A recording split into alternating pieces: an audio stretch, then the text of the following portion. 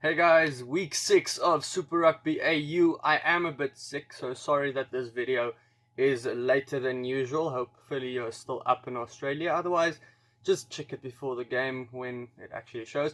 The Rebels versus the Brumbies this week and the Waratahs versus the Reds. If you want to scroll forward, the link will be somewhere over here, or you can just scroll down here if you want to skip ahead to the preview of your specific game. Going into the standings, we see the Brumbies are still leading the competition, with the Rebels slowly but surely catching up a little bit, but they are still stuck in the middle of the standings. The Reds, they are just behind the Brumbies, so they will want to make up for that loss last weekend. While the Brumbies, they are fourth and they desperately need a win if they want to stay in this competition as we go into the second half of the AU season. The Rebels, they move to Sydney as their home base for the next couple of weeks. That's where the Western Forces home base was. It's the Rebels and the Force that doesn't actually have a home at this moment. They are traveling the whole time, so they still can't play in Melbourne, the Rebels. So they are in Leichhardt Oval, light rain expected, so maybe not the best running game this one. That would suit the Brumbies. If you do not know the Brumbies' style, it would suit them. Graham Cooper is the referee for this one. Overall, the history does favour the Brumbies. The last 10 head-to-head fixtures, though, does favour the Rebels. But the Brumbies have beaten the Rebels twice in 2020 so far. They would want to make it 3 out of 3. Looking at the teams, both teams made a couple of changes, with the Rebels making quite a few actually. 6 players put into the side with 2 positional changes as well. Up front for the Brumbies, they didn't change much to their side. Why would they? They've been dominating their scrum. That's been excellent with that Wallaby scrum. I call them the alliteration gang, with Scott Sio, Falau Fahinga and Alan Aotearoa up there. Lineouts have also been great for them. That's been winning them games every single week. You know the Brumbies, they always score from mauls. So Frost has been setting up these tries from the second row. He's been brilliant over there in the lineout time. And then, yeah, he's setting up those tries for Falau Fahinga that just continues scoring. I think he probably has one of the best try scoring records for a hooker ever.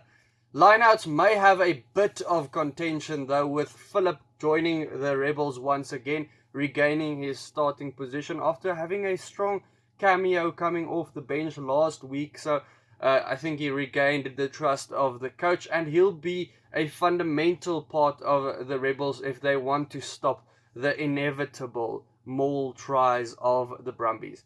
At loose forwards, the Rebels made 2 changes. I thought actually that Hardwick had quite a good season so far, so it's quite interesting to me for Kameni and Wilkin coming into the side. It's strange to me.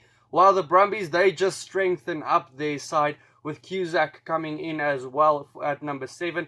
They have a formidable loose forward trio. The matchup for the weekend will be Naisarani versus Samu. I think both of these guys are hard-hitting runners. They like bashing into each other. And Naisarani being an ex-Brumby, there's that bit of a challenge for him as well. He's an ex-Force player as well, so he's been around Australia quite a few times. Then at the scrum half, they bring in Lumani for the Rebels. He starts with Lawrence being injured. Last week he played most of the game actually, and I think he really attacked the line well. He did make his presence known as a Fijian international. He joins Deegan, who has had limited time so far for the Rebels. They are up against Powell and Quinzel, who looks more and more settled each week. As the Brumbies play, the only work they actually have is to get that ball into the opposition half, and they've been doing that quite brilliantly since Lolesio has been injured for the rest of the season. Tumua, the captain of the Rebels, shifts to number 12. It was interesting, but if you look at how he played in the latter stages of last week's game, he was very physical in defense. So I think it could work having 2 playmakers on the side as well against the Brumbies, because you want to get that ball back into their half as well. There might be quite a few kicks in this match, but hey, I think it would work for the Rebels to play that game as well. There is physicality brought into the Rebels side as well, with Magne coming in.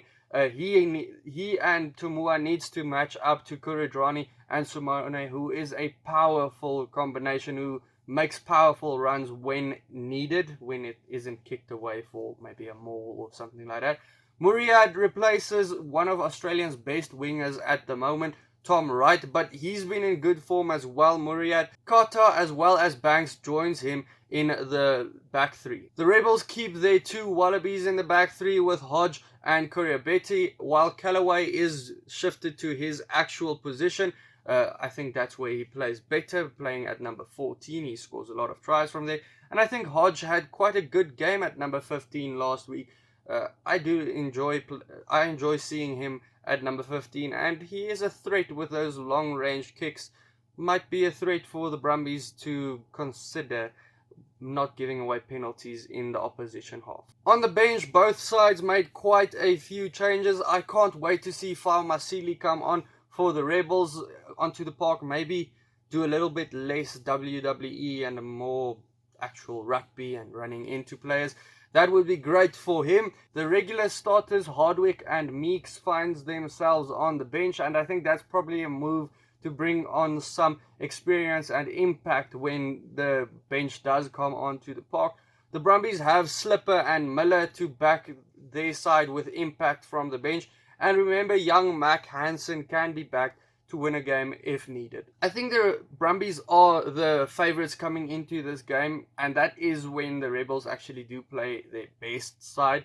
The Rebels have made a lot of changes to their side as well.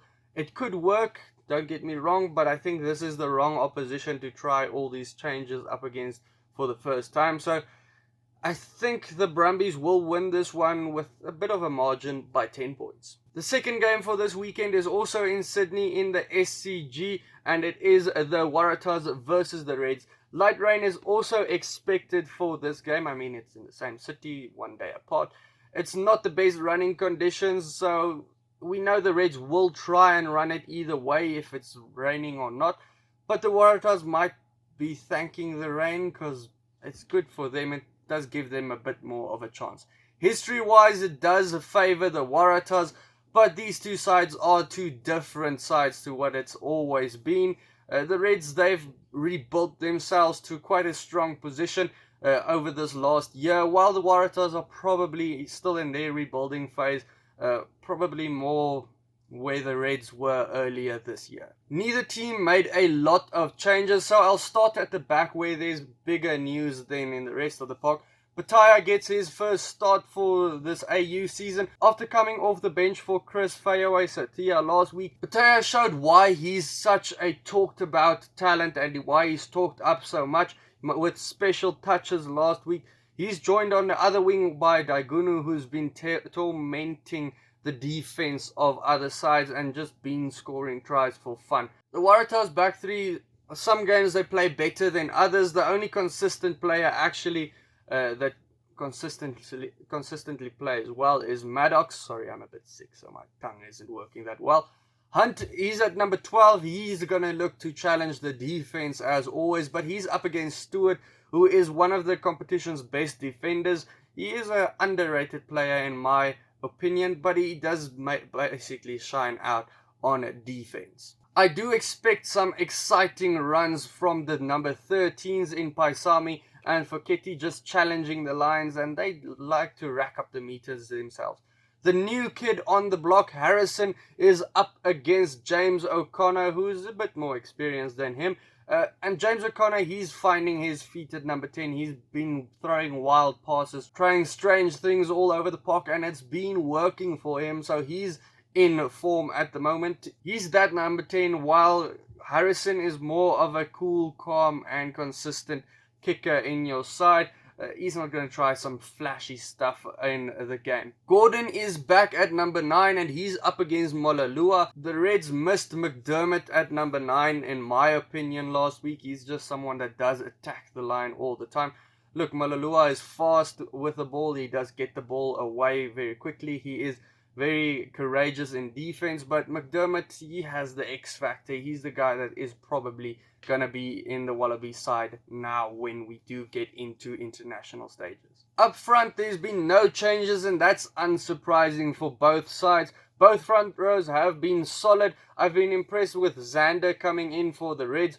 He's up against Harry Johnson-Holmes, so that will be maybe a bit of a challenge for him.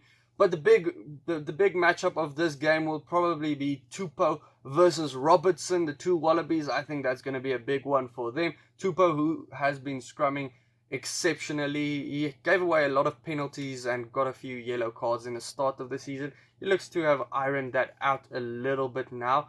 Blythe and Salakai Aloto have been in brilliant line-out form, while Simmons and Hannigan is probably not living up to their reputation. They've been okay. The loose forwards, though, is what I want to talk about. The number 6s are those tall, strong carriers in Swinton and Scott Young. The number 7s is Hooper versus a guy that reminds you a lot of Hooper at a younger age. Wright gets stuck into every collision. He likes getting over the ball. He has obvious leadership traits at a young age. So that's a younger Hooper for you. So I think that's going to be a big challenge as always.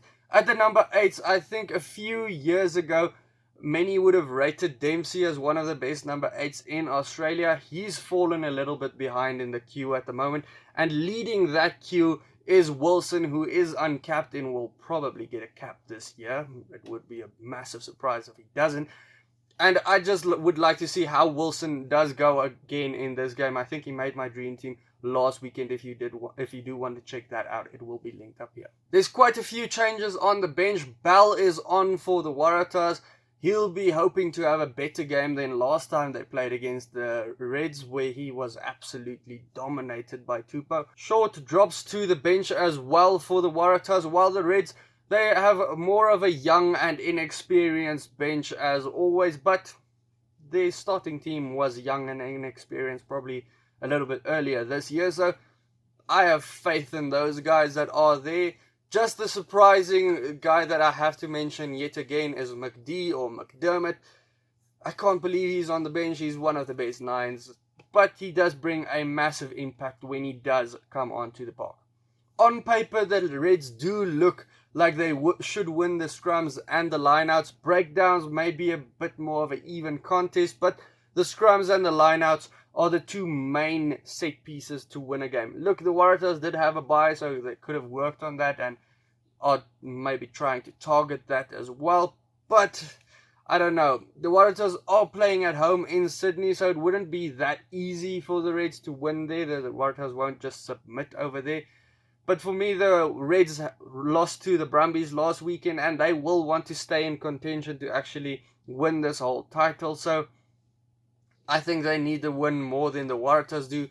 I think the Reds will win by 8 points. Guys, let me know your predictions for these games down in the comments below. Also, hit the like button and the subscribe button if you want to see more. And then I'll see you for the next one. Check out these other videos. Cheers.